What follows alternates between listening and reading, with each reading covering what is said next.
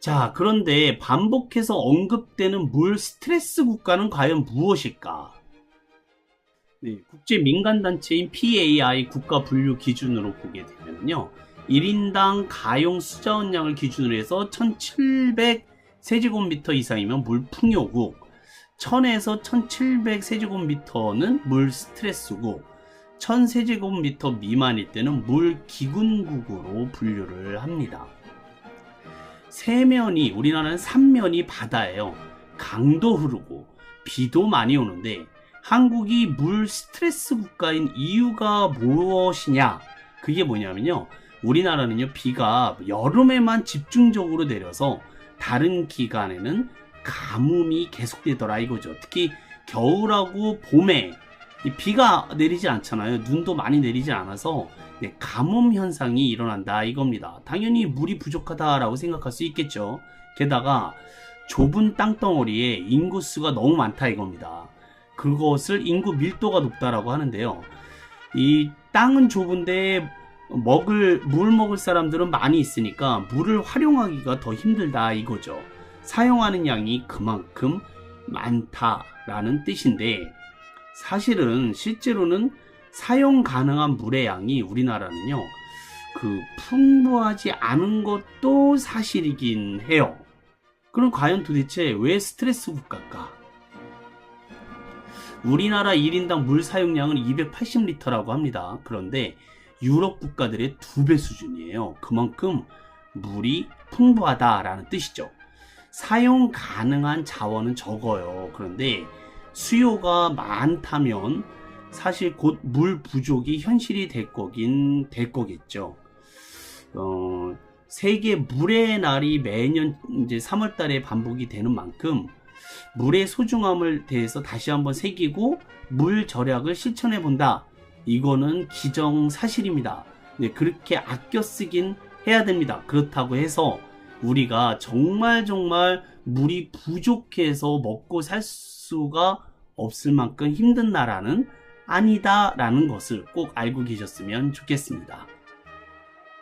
자, 한국은 물 부족 국가가 아니라 물 스트레스 국가다라는 말에서 우리가 한 가지 더 생각해야 될 것은요, 가상수라고 들어보셨나요? 그러니까 우리가 실제로 물이 아니라요, 상상력으로 만든 물, 가상에서 만든 물을 가상수라고 해요. 우리 눈에는 보이지 않지만 어떤 제품을 생산하는 전 과정에서 사용되는 물을 가상수라고 합니다. 쉽게 말해서 사과의 가상수를 약 70리터라고 한다면, 그러니까 사과가 필요하는데 사과를 생산하기 위해 재배부터 시작해서 생산, 포장, 유통, 소비까지 모든 과정에서 들어간 물의 양이 70리터다. 그걸 가상수라고 하는 거예요. 다른 말로 얘기했을 때 우리가 호주산 쇠고기를 1톤을 수입했다 치자고요. 그러면 국내에서 그만큼의 쇠고기를 생산하는 데 들어가는 물, 가상수인 15,500세제곱미터 가량을 절약했다는 얘기가 됩니다. 다시 말해서 그만큼의 물을 호주에서 수입했다는 얘기도 된다라는 거죠. 이게 바로 가상수 교역이라는 개념인데요. 우리나라에서 직접 물을 길러다가 소를 키우고 먹이고 뭐 이런 물이 아니라 쇠고기를 아예 수입을 해오기 때문에 거기에 들어가는 물, 가상수를 우리가 사온다라는 뜻이 된다라는 거죠. 그런데 우리나라가요, 이 가상수 수입이 전 세계에서 일본, 이탈리아, 영국, 독일 다음으로 5위에 해당하는 나라예요. 그만큼 우리나라가 물을 많이 사용하고 있다는 것을 뜻하기도 하고요. 중요한 것은 뭐냐면, 그렇게 가상수를 많이 수입할 수 있다는 것은 경제적인 능력이 굉장히 큰 나라다 이겁니다. 직접 물을 필요로 하지 않고 물을 사오는 거죠. 그러니까 그만큼 우리나라가요, 굉장히 잘 사는 나라다 라는 뜻이 된다라는 거예요. 세계 1위의 물 부족 국가가 어디였는지 아십니까? 바로 싱가포르입니다. 싱가포르는요, 그야말로 세계 1위의, 그러니까 세계 자원연구소라고 있는데요, WRI라고, 최악의 물 부족 국가 1위에 해당했던 나라가 바로 싱가포르였었어요. 네. 이렇게 수자원 부족이라는 워터 리스크를 안고 시작한 나라였는데요. 지금은 이 나라가 물이 콸콸콸콸 쏟아지는 세계 1위의 물 풍요 국가가 됐다라는 사실. 빠밤. 네, 싱가포르에 여행 다녀오신 분들은 아실 거예요. 그 마리나 베이라고 그래서 그 두 개의 빌딩 위에다가 배 한 척을 딱 얹어놓은 관광 그 호텔이 있는데요. 그 관광 호텔을 중심으로 해서 그 광장에 나가보면 머라이언 상이라고 있습니다. 지금 보고 계시는 사진인데 그 얼굴은 사자고 꼬리는 몸통은 인어공주 그 물고기예요. 근데 그야말로 뉴욕의 자유신상, 파리의 에펠탑 처럼 싱가포르를 대표하는 중요한 상징물, 그게 바로 이 머라이언 상이라고 해요. 싱가포르 여행 다녀보신 분들은 아실 거예요. 그 호텔이라든지 뭐 어쨌든 모텔이라든지 비슷한 데 들어가셔서 투숙을 하시게 되면 제일 먼저 그 호텔 객실 안내원이 하는 얘기가, 식수는 객실 내 별도로 마련된 수독지에서 나오는 물을 마시면 됩니다, 이렇게 얘기를 해요. 네, 그러니까 직원이 호텔 이용 방법을 설명하는데 한국 사람들은 굉장히 깜짝 놀라죠.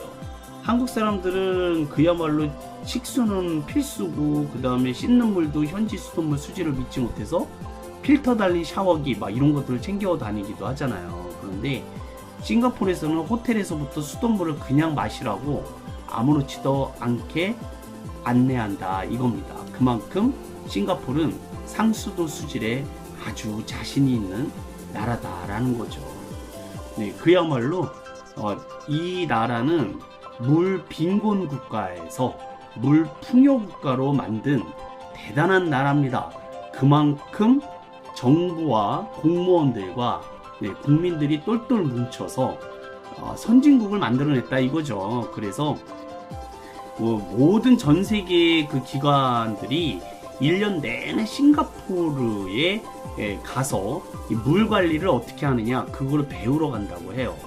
다시 말해서 물이 부족한 게 아니라요, 물 관리를 어떻게 했느냐, 살림을 어떻게 했느냐가 정부가 그게 굉장히 중요한 기준이 된다 이겁니다. 사실 어디를 가더라도요, 주변을 조금만 살펴봐도 물이 부족한 모습은 대한민국에서 보이지 않습니다. 모든 도시를 흐르는 하천을 보시면 사실 사철 내내 물이 흐르고 있고요. 약간의 오염도 차이는 조금씩 있긴 하지만 그렇게 심하지도 않습니다. 우리나라는 그야말로 옛날에는 어딜 가든지 물을 마실 수 있는 그런 나라였거든요. 물을 많이 쓰는 벼농사 비율도 굉장히 높은 나라고요. 물 없이는 불가능한 낚시의 높은 인기만 봐도 우리나라는 물이 굉장히 많다 이겁니다. 그쵸? 게다가 레저 스포츠뿐만 아니라 그 물이 없으면 못 만드는 스키장이 20곳 이상이고요. 동계올림픽까지 치는 나라입니다. 상수도고 하수도고 없는 데가 없고 물값도 또한 다른 나라에 비해서 그렇게 비싼 편도 아닙니다. 땅을 파기만 하면 지하수가 나오는 나라가 우리나라입니다. 아무리 봐도 물이 모자란 나라가 전혀 아니다. 네.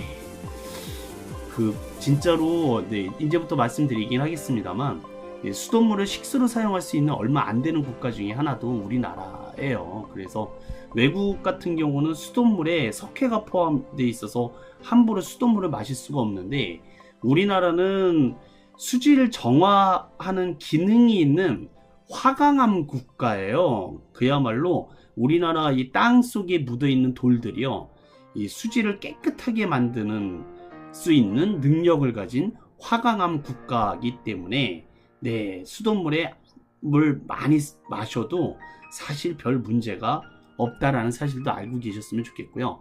이런 이야기를 하실 때 반드시 유엔은 스트레스 국가로 우리나라를 지정했는데 우리나라는 광고에서 물 부족 국가로 잘못 와전됐다는 사실을 꼭 얘기를 해두시는데, 반드시 영어를 같이 사용하셔야 돼요.